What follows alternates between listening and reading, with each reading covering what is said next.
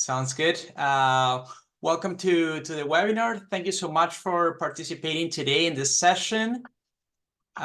This is Harness the Power of Communication. And I'm here with Dr. Chaseten Remillard. He's the Associate Professor and Program Head of the MAPC. Myself, I'm Francisco Levi. I'm an education specialist, and we are with two special guests today. One is Megan Raymer. She's an alumni from the program. And we're also here with some folks that you can't see on the screen, but are here on the chat box. And that's Andrea Boyce from the enrollment team. She's an enrollment advisor.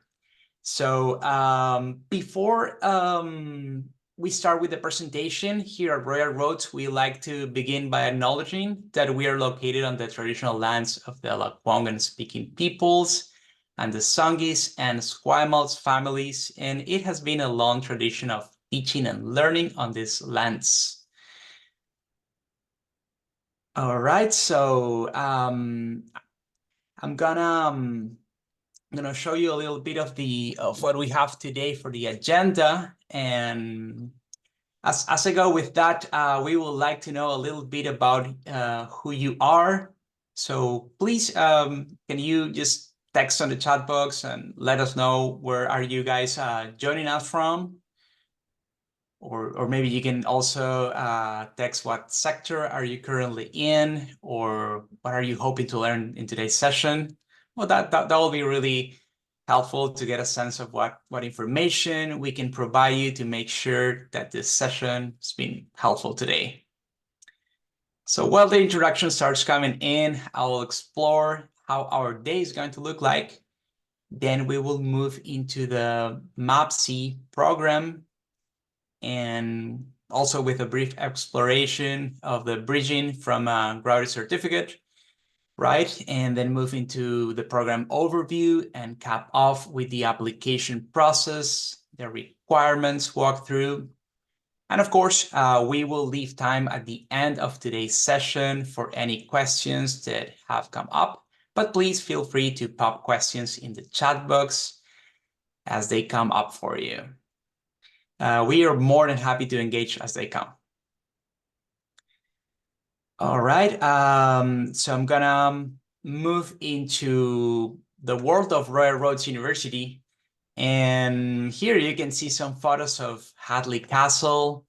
Close by, we have our Japanese gardens, and not too far at all, we have our Esquimalt Lagoon. Well, we are so lucky actually to have this beautiful physical space, but besides this, we've actually been moving in online learning for over 25 years as well. So why Royal Roads University? You can see here that we focus on numbers mainly in alumni, right? Because our alumni accomplishments are really what the university reputation is. And I'm not going to read this, but just for mentioning, 93% of alumni says that Royal Roads University has positively influenced their personal and professional lives, and we feel very proud of that. So with that, I'll pass the microphone over to Dr. Chaseten here to tell us more about this wonderful program. Over to you, Chase. Thanks, Francisco. I think a few folks might have joined a little bit after the introduction, so please let us know if you came in a little bit late into the room. I know that there might have been a little bit of a wait to come in, but let us all just know if you can hear us, just so that we know that, and also where you're coming from. And it would be useful to know how many folks are interested in the MA program and how many are interested in the grad cert, if there's a difference. So yeah, just a quick hello if you can into the chat. And as Francisco said, I'm the program head for the MAPC. I'm also an associate professor. I teach in the MA program, and I did my PhD at University of Calgary, where my specialty was, or my thesis was on visual communication. And so it's a really great honor to talk to prospective students. I really enjoy speaking to students who are thinking about coming to the program. And the reason is because it's a great program, and because it offers a lot to a variety of different folks. You know, Francisco had some stats up there in terms of how many alumni felt satisfied, how many enjoyed their program. But I can tell you just from firsthand experience that the vast majority of students that come into our program really feel supported, and they feel that what they've gained in the program goes well beyond the curriculum. I think the curriculum obviously provides some really strong, I'm just seeing some folks saying that they might have had me back when I was a sessional at Mount Royal University. Great to see you. And yeah, so it provides some really strong practice-based and theory-based combination. So we kind of think of the program as being pracademic is kind of a fun word to say, but both practical and academic at once. It's giving both the sort of the theory and the practice at once. And we'll get to the program overview, but just as a sort of understanding of how the program is put together, there's sort of 3 different types of courses that you will take. You'll take a course that is theoretical. You'll take a course that's very practical and applied, and you'll take a course that's sort of a bridge course. And so, for example, when you first join the MAPC, the first residency or intensive that you will have is 3 different courses. You'll have a theory course, you'll have a methods course or methodology course, and you'll have organizational communications.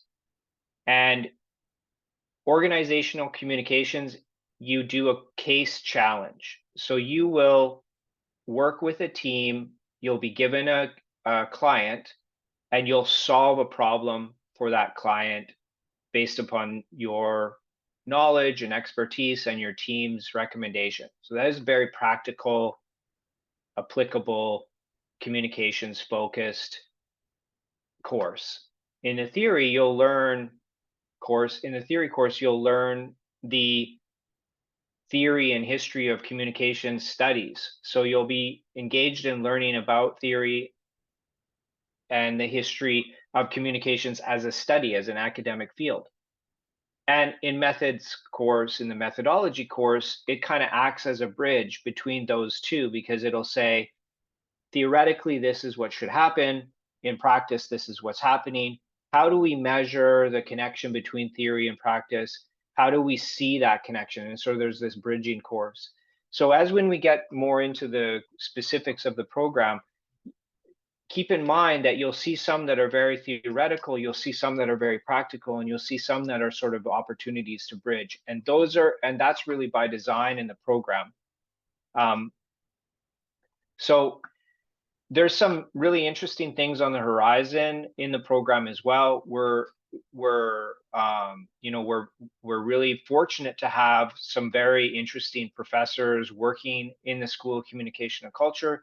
We have at Royal Roads, we have a Canadian research chair in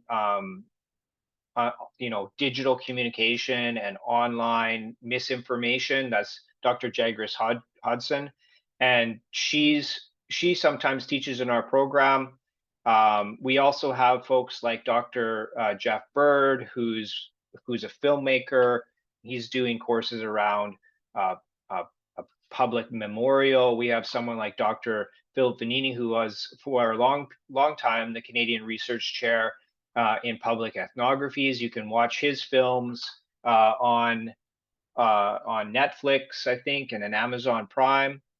And we have people like myself who do discourse analysis. I look at things like homelessness or people and the state of homelessness from a visual communications perspective. You have people like Dr. Gio Takash, who looks at the environment from a communications point of view. So we have a lot of different diverse expertise in the faculty.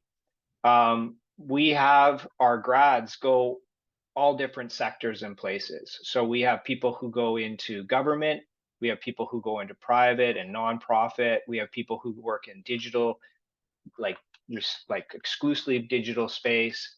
And one of the fun things that we do every year, and we just finished it, was that we've had a 4-year conference on communication ethics. And I don't know if the folks in the room were at that conference, but if you weren't, you can watch the recordings from that, but you can also look forward to, we'll have another one at the beginning of February or middle of February next year. And so this is all to say is that what we're doing in the program is that we're really living our ideals. We're really trying to solve real world problems through communications. In my case, that's communication research. In some other folks' case, that's communication creation, right? Creating films.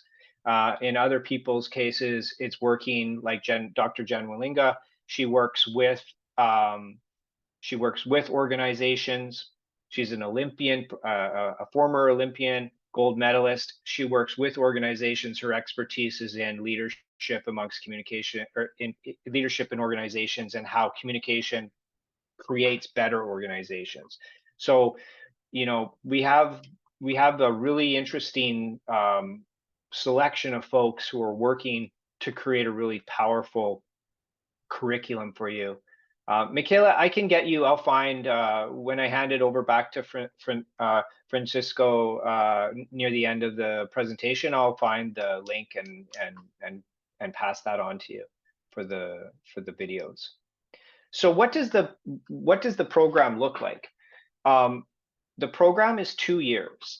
It's 2 years. You have two options now. One is that it's 2 years completely online.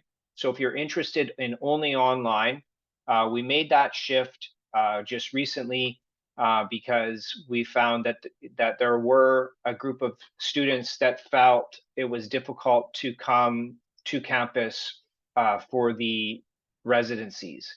And so if you're interested in the online only version of the program, that's what we call the May intake. So we actually have space for May 2024. If you're thinking about it, we'd still be able to probably get folks into that.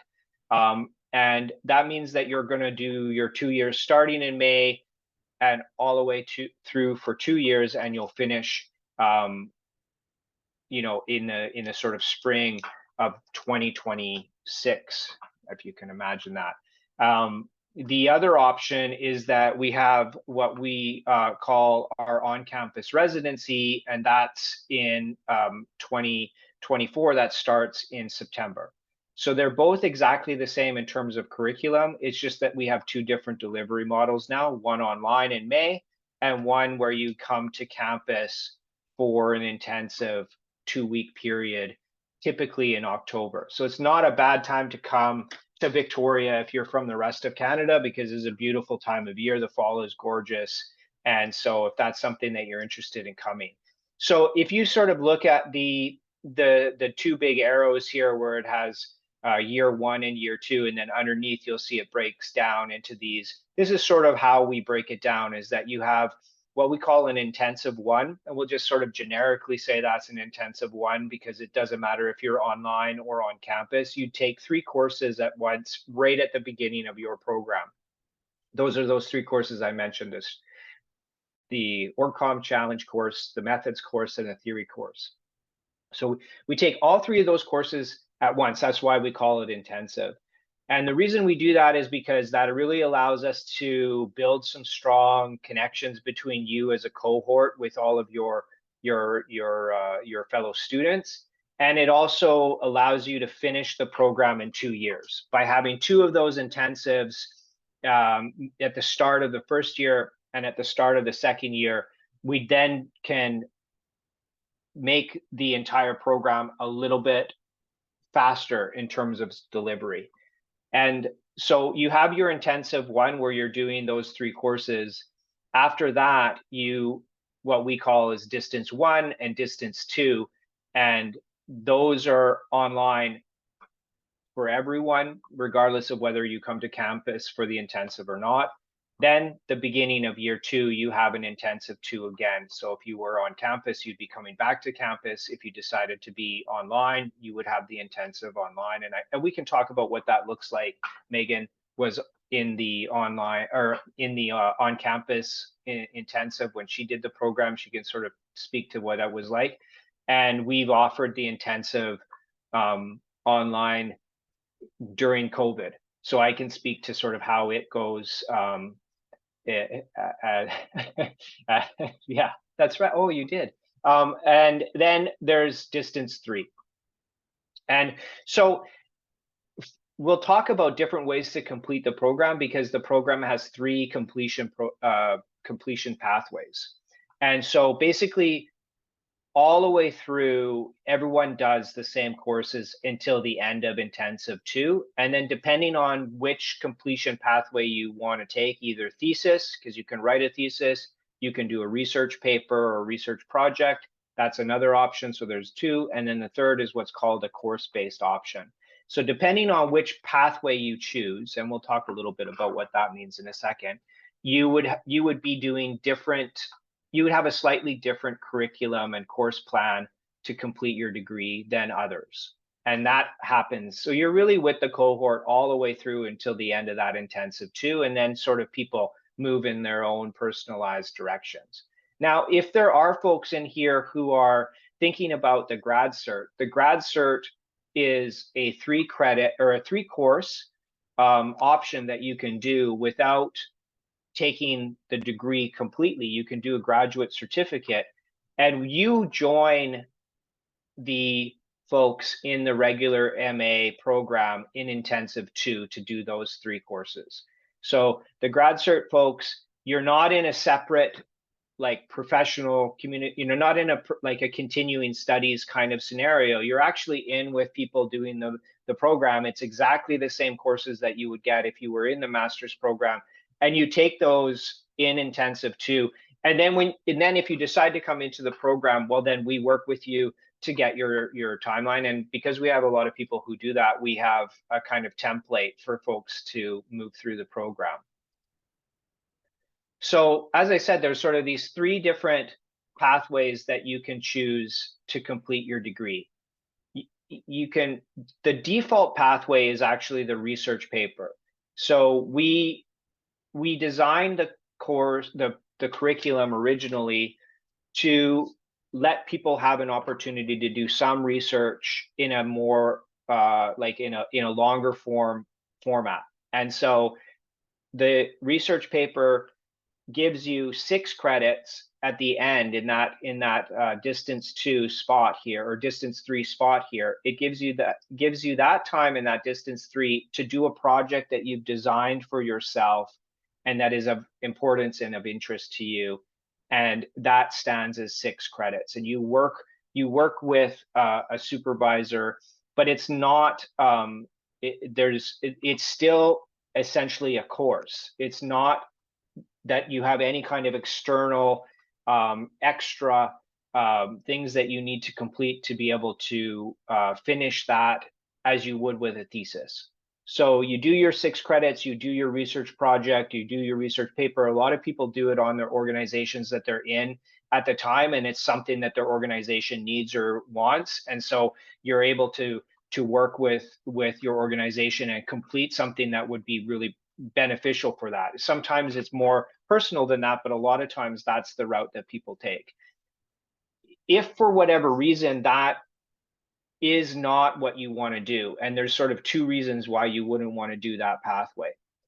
One reason is because you really are, for personal reasons or professional reasons, you really don't necessarily have the time and space mentally to do a research project, right? You're just very busy. You might have a lot of personal commitments. You might have young children. And for that reason, you would much rather complete the degree just continuing to do courses. So in that case, we call that the course-based completion route. So you do the same 30 credits as the research paper. Like I said, you work up all the way here to intensive 2, but you finish the program by choosing 2 courses that are non-program electives. In other words, any other program, or ours, depends if we offer some electives. You can, of course, take courses out of ours that don't duplicate themselves, but you could choose a course from a master's of business. You could choose a course from interdisciplinary studies. You could choose a course from leadership or whatever. So you have an option there to kind of specialize your degree by making a choice of 2 extra courses in a kind of specialized area that you're interested in. That's the course-based. The advantage of the course-based is that at that point, you're a veteran grad student. You know what you're doing, and you're not doing anything new in a way, because what you're doing is you're learning something new, but you're not doing anything new, right? So you're coming into a course, the prof is setting the expectations for the course. You know the course runs 10 weeks. You do the work in the course, you get the credit. You do the next one, you get the credit, you finish your degree. So for some people that like I said, that have a lot on their plate, that's a more manageable way to complete their degree than the research paper. For other people, and Megan, I'm sure will speak to this because Megan kind of moved from one pathway to the other.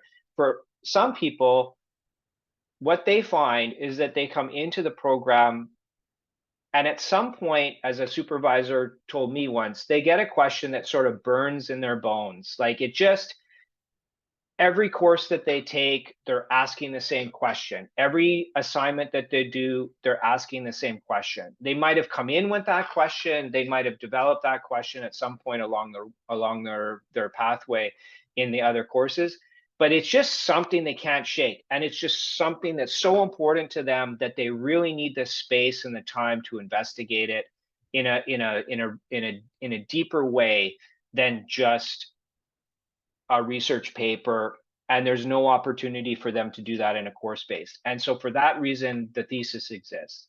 So the thesis is an opportunity for you to really dig into something that's important to you, something that is just a really powerful question that you want answered.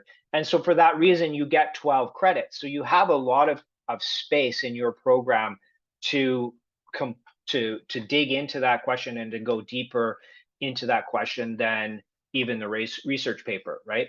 So when you're in the thesis pathway, you pretty much follow everyone along the same line until intensive 2 here, but there's a couple of courses that are slightly different for you because your thesis, and then in distance 3, you're really working with your supervisor. And in that case, you get an individual supervisor, you get a second committee member, you write your thesis, you have a formal defense for your thesis, and you have an external examiner take a look at your thesis.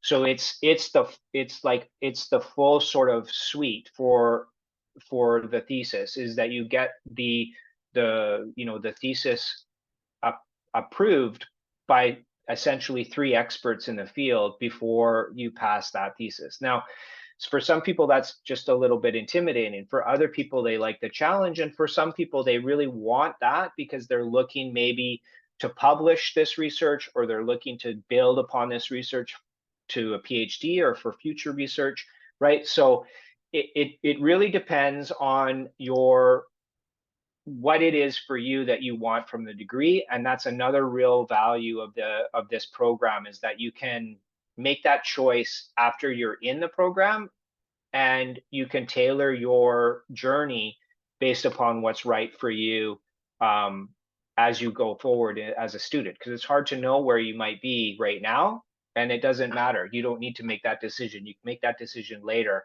when you're in the program.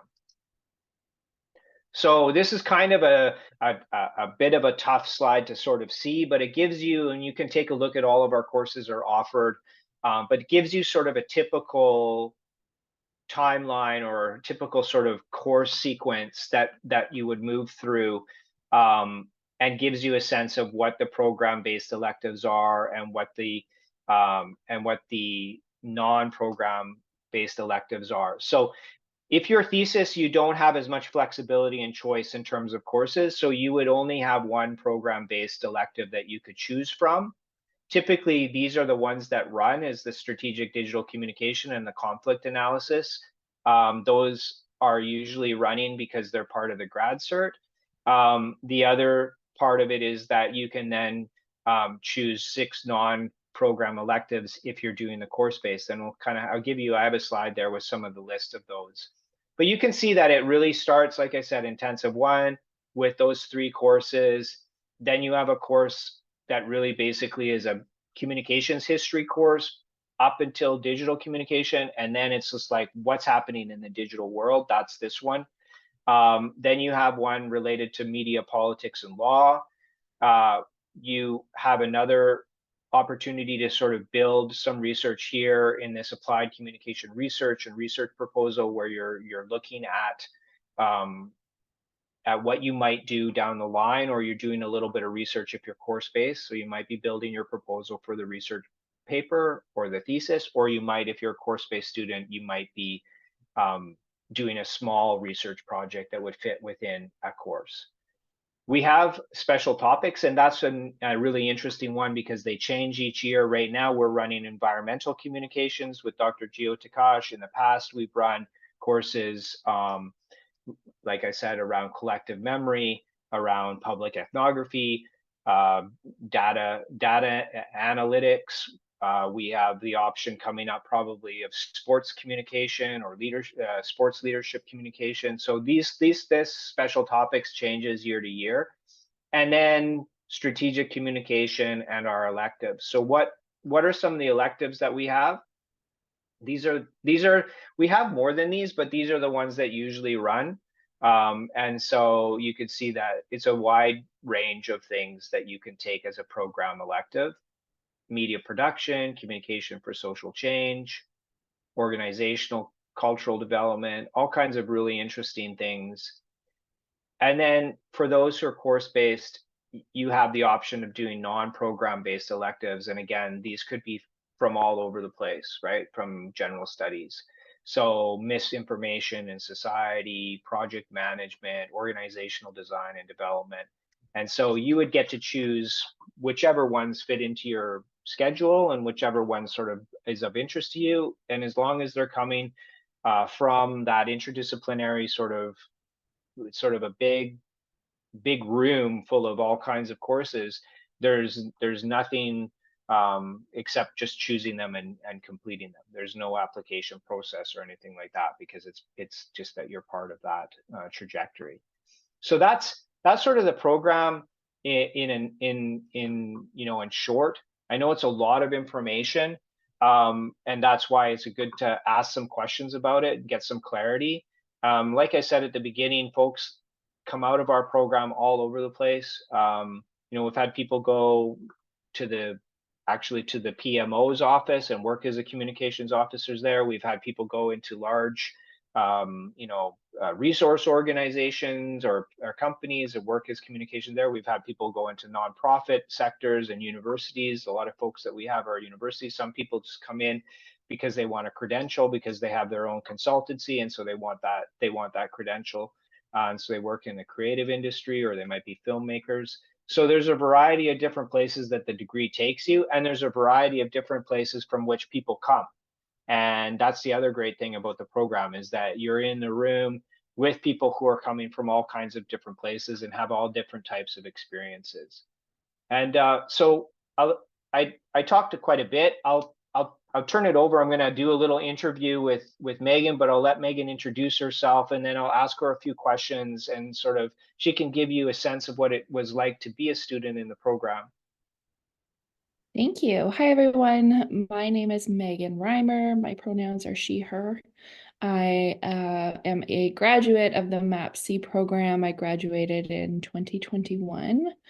And I finished with a thesis on the intersections of communication and mental health conditions, and how how mental health conditions can be seen as noise in the communication flow.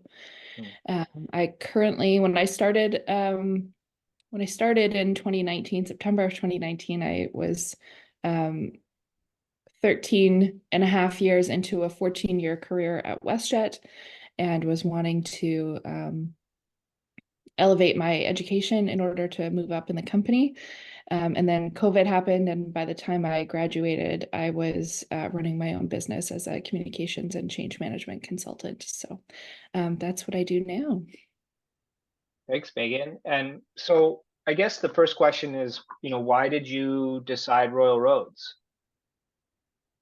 Yeah, I had been working at WestJet and was stuck in a role that I created for myself based on a need, but didn't really want to keep doing. I wanted to move into a more communications focused role. And they had a couple of opportunities. I applied and didn't interview, and I was really frustrated by that. And when I learned the people who had been hired had master's degrees in communication, I had a bachelor's degree in communication.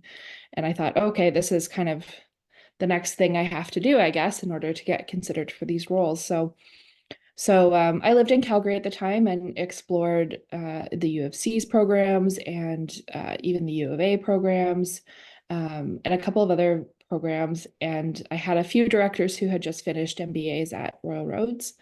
And so I had their experience of what it was like to merge working full-time and for some of them having a full-time family and small kids and doing school full-time.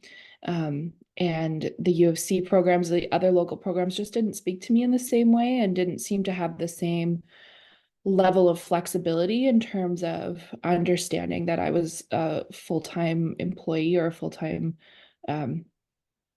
participant in life and in work.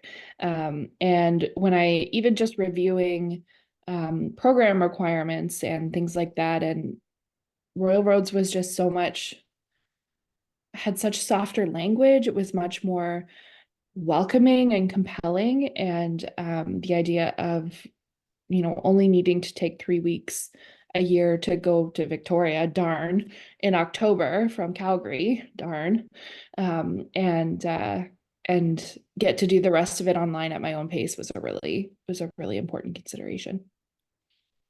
Oh, that's awesome. Yeah, we actually have changed it to be only 2 weeks now instead of 3. So I think we're the last cohort that had it as 3 weeks. So it's now to 2 weeks, which is much more manageable for people because they can take it as part of their vacation or what have you, and it fits more into what's understood as sort of a common time to leave. So you had this expectation, you arrived on campus. What was most surprising about being a student, being a grad student? Yeah, although I have a bachelor's degree, I actually did my bachelor's degree online through Athabasca. And I did a couple of semesters at Mount Royal when I first graduated from high school. But other than that, I didn't really have a university experience. I didn't have the experience of really going to classes with people I knew and liked, and having the same profs that I knew. Even living in a dorm, I didn't have any of that experience. So I think that was all surprising for me from an on-campus residency perspective. I think generally as well, just how open Royal Roads was to options to finishing the degree. I came in with a very kind of a strong focus on what courses, what information can I learn to make me a better communicator in a professional workspace. And so I wanted to do course-based because it was relevant to that idea, that outcome. I wanted to just learn from that perspective, and that perspective and the way I learned from got twisted and like thrown upside down probably within the first week of like the first intensive. It just got absolutely thrown up, and I no longer cared about just taking courses that were relevant to a career. It just became so much more expansive for the rest of my life. I mean, is that sort of one of the things that you think the degree changed the most in you, is just the confidence to pursue your own intellectual curiosity? Yeah, I think when you were talking about having your supervisor, and I love the lineage in this because you were my supervisor, but that you had a supervisor who said, you know, a student, you can tell a student may want to do a thesis on something if that's all they think about, and like they relate everything back to that. And I was actually getting a little bit emotional because I was thinking about my experience and thinking, I remember being in those theory courses with Virginia, and it was like every theory I remember thinking like, wow, this really blows my mind from a mental health perspective. Like, wow, look how mental health fits into this. And then, you know, even looking at the organizational communication and culture course, and we supported a small restaurant in Victoria.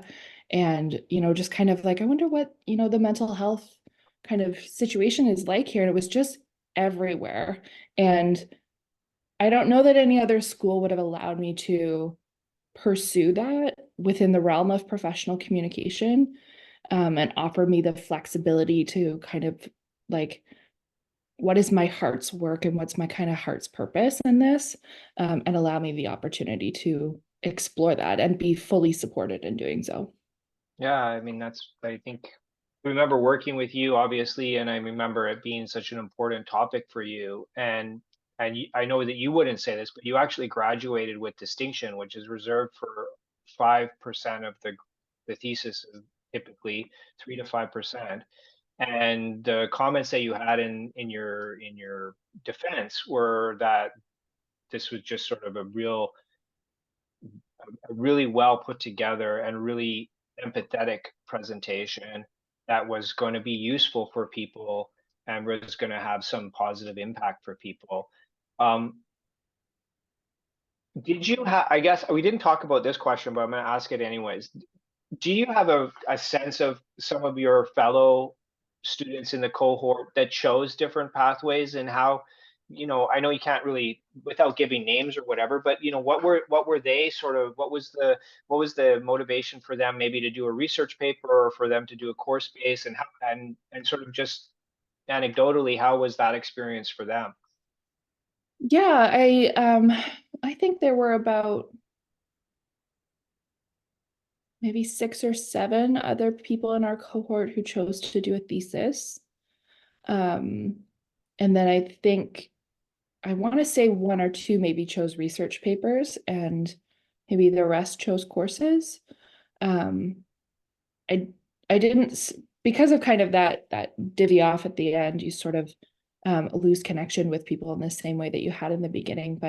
Um, but I mean, what I knew of the people who had finished their coursework, they got a lot out of those courses.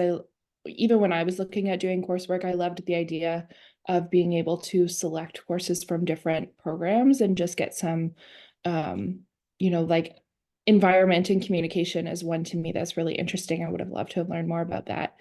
And so I think they appreciated having the advantage of getting to kind of explore different schools and bring in kind of all of those things that align with communication.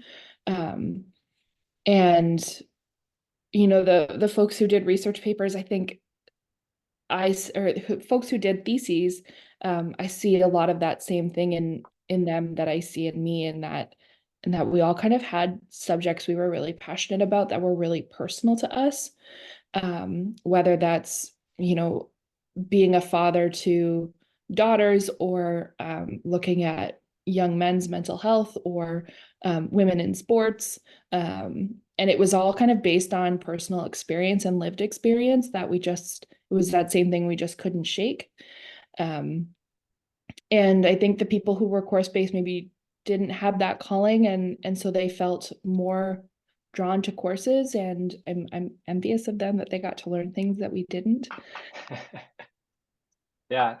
I guess we have maybe 2 more minutes, but you were in these folks' shoes a few years ago now. what would be a piece of advice that you would give to them about, when's the right time to go? Is there a right time to go? Should I go? I have been out of school for a long time. I don't know if I'd fit in. All those kinds of maybe hesitations that people have. Yeah, the right time to go is not 6 months before an unexpected pandemic. But I took care of that for you guys, so you don't have to worry about that. I mean, our cohort was so diverse. We had people who were fresh off of a bachelor's program, who were 22 years old and had just done their bachelor's. We had people who were in their 40s and 50s and hadn't been to school in 20 years, but had a lot of professional experience.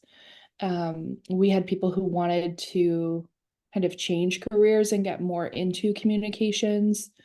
We had people with young families, people who came from Halifax to spend 2 or 3 weeks with us, people who lived locally, and between Victoria and Halifax.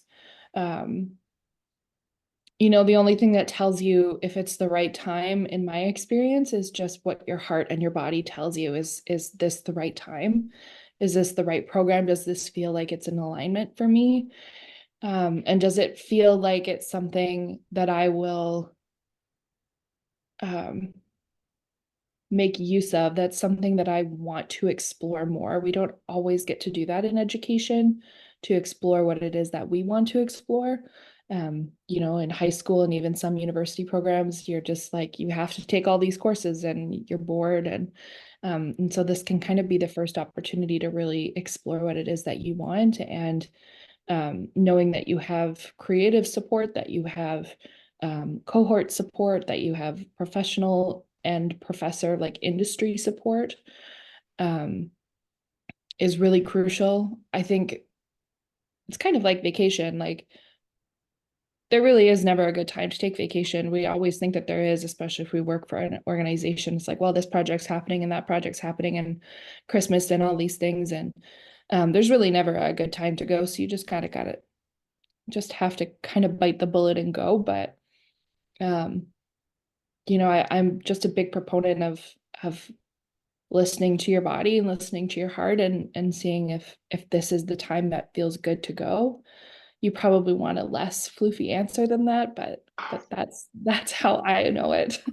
No, I mean, I think that's authentic. I mean, I think it's right. Like, if you have to kind of know, and I always say, if you're thinking about it, let other people say no to you. Do you know what I mean? Don't say no to yourself. Like, put the application in, make the decision when you have the offer. Do you know what I mean? And like, and let that be the, instead of just sitting on it and saying, I'm not sure, I'm not going to apply, and then see how it feels. Because when you get the offer of acceptance, it feels different than when you're sitting there with a hypothetical. Yeah. And I think there's a really important step in the application process too, which is your personal statement, that will kind of draw out a lot more of why you want to be in the program. And that in and of itself can be enough to be a yes or a no for you, and just when you're writing that. That's great. I mean, that's a really good segue, because I know Francisco wants to talk a little bit about the application process, and we'll turn it back over to him to do so. I will just add one last thing before, and then I'm going to stick around, obviously, to answer questions, and so will Megan. But when you were talking about support, one of the things that isn't on that first slide about the numbers and the percentages, but I would put our percentage at probably 95 plus as graduation rate, which, if you think about it comparative to other universities, so-called traditional universities like a U of C, theirs usually for grad school is somewhere around 65%. So for graduate school, because it's tough to get through a graduate program. That's just the reality of it. Lots of people start it, but they don't necessarily finish. But I would say that our completion rate is like probably 90. I don't know if you probably can't think of anyone in your cohort who hasn't graduated. And if they haven't graduated yet, it's likely because of some sort of cataclysmic personal event, an illness or a family member or something like that. But for most people, if they don't have that, they get through the program. And the reason they do is because we support them. We really work with them.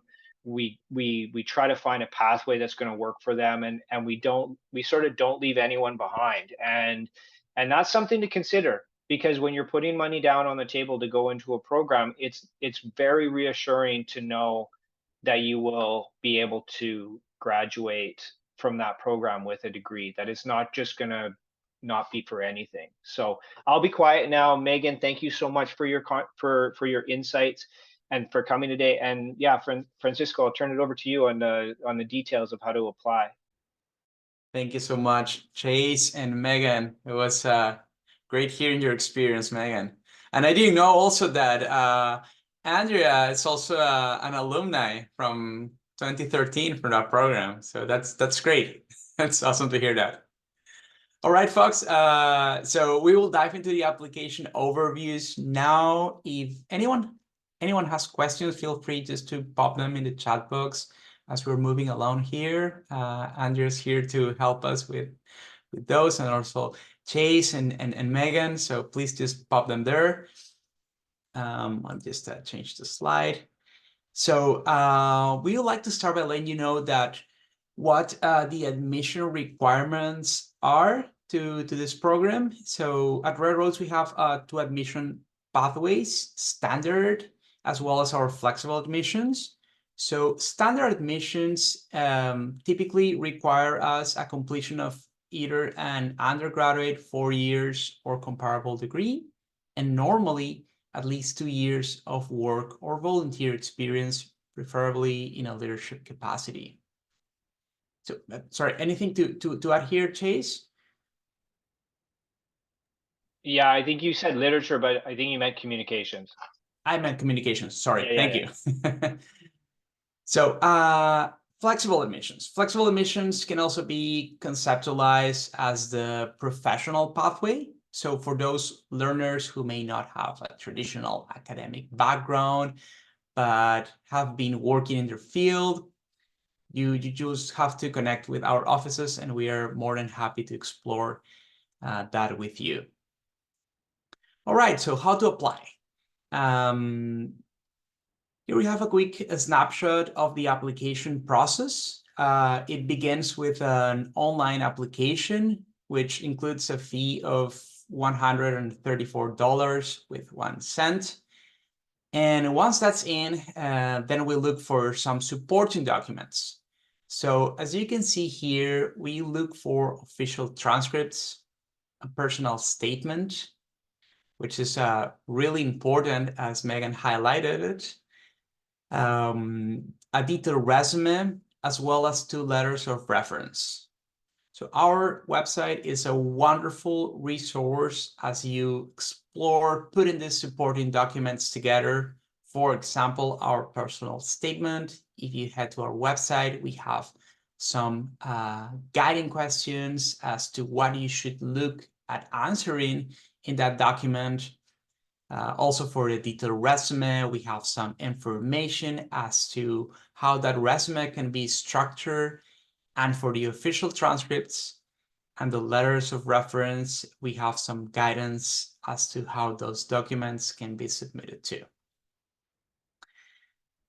Okay, next I'm gonna jump into the key dates, the upcoming intake. So we are just around the corner for the online program, actually. But first, I'm going to start with the blended program, which will begin in September 23rd, 2024, and putting its application deadline at June 23rd. The online program, on the other hand, will start in May 6th. And the application deadline was actually yesterday, February 6th. However, accommodations may still be available. Is that right, Chase? Until when are we taking applications? I think, yeah, I think if you, I'd have to check, but I think we still have space for that May. And because it's online, it's a little bit easier to coordinate too from the student's perspective, because they're not having to come to campus in May. So I would reach out like to Andrea and see what could be done if you are interested in starting in May. Great, great. Thank you. Yeah, absolutely. Please reach out so we can provide you with that information. And so here, Rory Rose, we submit applications on an ongoing basis. So that means we aren't closing the doors to our applications deadline and then taking a look at all of the applications that have come in. Instead, all our online applications are submitted and supporting documents find their way to our offices where we are able to adjudicate your file and let you know about your seat in the program. So that being said, we highly recommend getting your online application in sooner than later and doing your best to start moving through submitting your supporting documents. And as Andrea mentioned in the chat box, you can always, I mean, if you're not ready to start a program now, you can always postpone that to the next intake. So I'm gonna move forward to financial aid and services available for you. Our financial aid and award specialists have their fingertips on resources available to you, both internally and externally. So if you'd like to learn more about loans, awards, we have here scholarships and other types of funding, please connect with our financial aid and award specialists.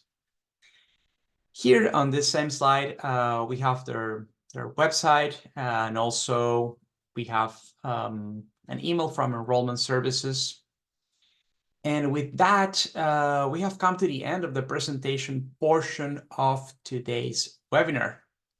I'm going to stop sharing the slides and take a peek at the chat box, as well as some questions that were submitted by folks who are unable to join the session live, but are looking forward to our recording. Give me a sec, please, here.